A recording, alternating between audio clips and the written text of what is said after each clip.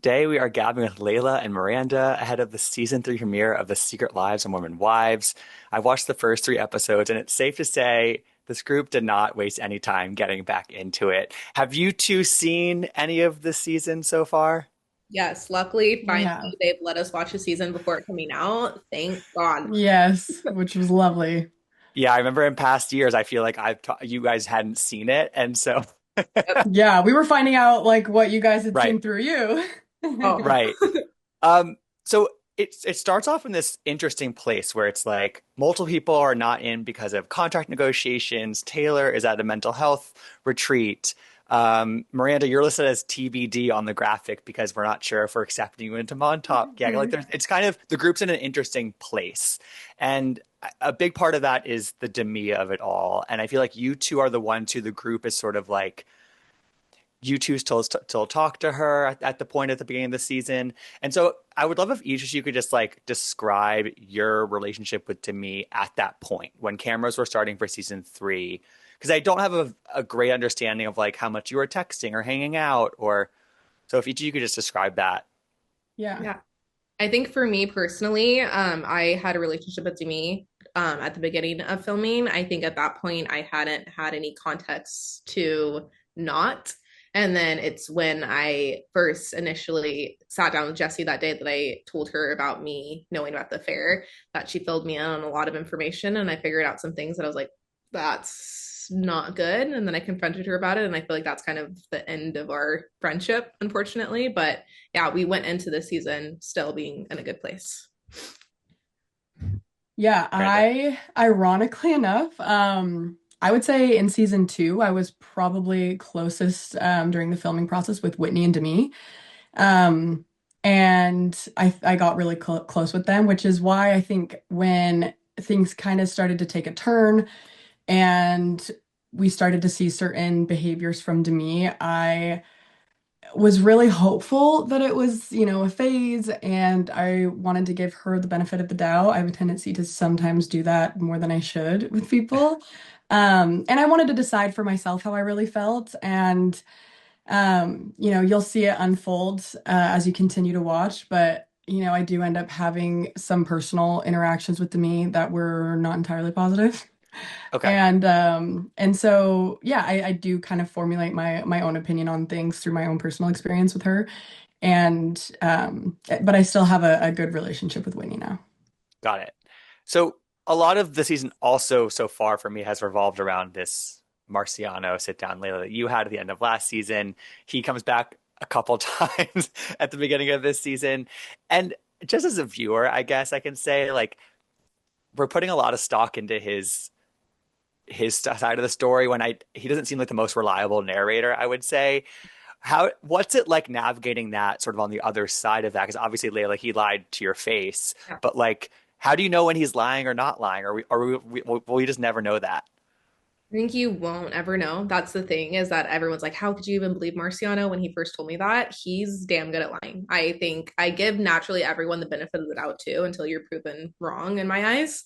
And I was like, why would he lie to the severity that he did? I couldn't understand why he would do that, And I feel like that's why at first I was like, wait, maybe he is telling the truth because at that point he hadn't shown me reasons to not believe him. But then also I'm Mm, like, that's also one of my really good friends. So I couldn't believe the extent that he was saying. But then some of it did deem to be true. So it's hard. It's like he did have some lies, but then some of it was truthful, and it's just weird. But I think at the end of the day, that is a clout chasing gross man. And I think now anything that he would say, I wouldn't believe as far as I could throw him. well said. The other thing that I think is really fascinating about your show in general, and I think that it helps set you apart from all of the reality shows, is that you're allowed to seemingly talk about contract negotiations and filming and not filming, and maybe people bringing things up when cameras are around and not around. Mhm.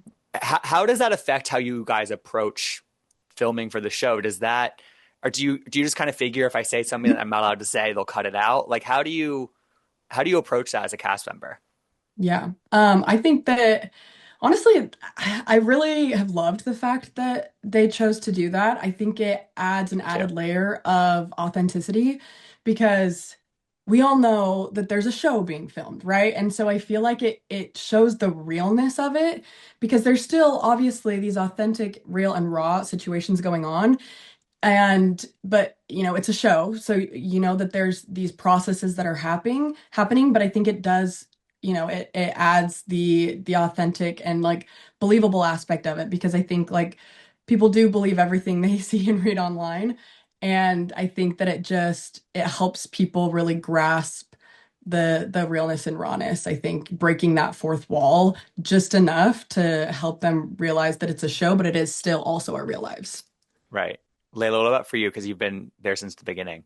Yeah, no, I think Miranda hit it right on the head right there. I think that's what gives our show such a unique, experience while watching it is that we do kind of border that line with breaking the fourth wall. And I think it just brings the audience more in with us and it just makes it feel more authentic to the viewers. I think when it's too much of a facade, like a facade that they're trying to put up that like this isn't reality TV, there's no cameras and like things like that, I feel like I don't know. I just feel like we're able to connect with the audience on more of a deeper level by talking about more of the behind the scenes things that they otherwise wouldn't see. Hmm. Definitely. So, time for one last quick question. Out of everybody in the group for both of you, whose friendship or relationship with them changes the most for you? I think for me, probably my relationship with Demi changed the most. I think season one, her and Jesse were like my closest friends in the group, and I'm still really, really close to Jesse. But definitely interesting that I used to have a really good relationship with Demi, and now that's completely gone. So yeah, definitely a little weird, but that's naturally what happens within friendships. It's just not normally broadcasted to the world for everyone to see. Of But I course. think naturally friendships are going to ebb and flow. But yeah, I think that's one that I'll keep at arm's distance. But I'm glad that I still have that friendship with Jess. Yeah, I think that honestly, for me, the relationship that changed the most is honestly probably Layla. I think that we got closer toward the end of season two, but I feel like season three and like the in between was for sure where we started formulating an even closer friendship, and she's become one Oh, of my best nice. friends. And so I feel like, not obviously, luckily, it's not for the negative, it's for the positive. Yeah. I was But worried there for a second. yeah, I'm You're like like, this actually, bitch. kidding. No, yeah, no, it's been really nice. It's obviously great to have those very close connections and relationships while filming. So, Awesome. Well, Layla, Miranda, get ready for season three to come out. I know that brings on a whole other onslaught of attention and stuff. So just keep your heads up and thanks for your time today. thank Thank you so you. much. Bye. Yep. Bye, guys. Bye. I want to gab.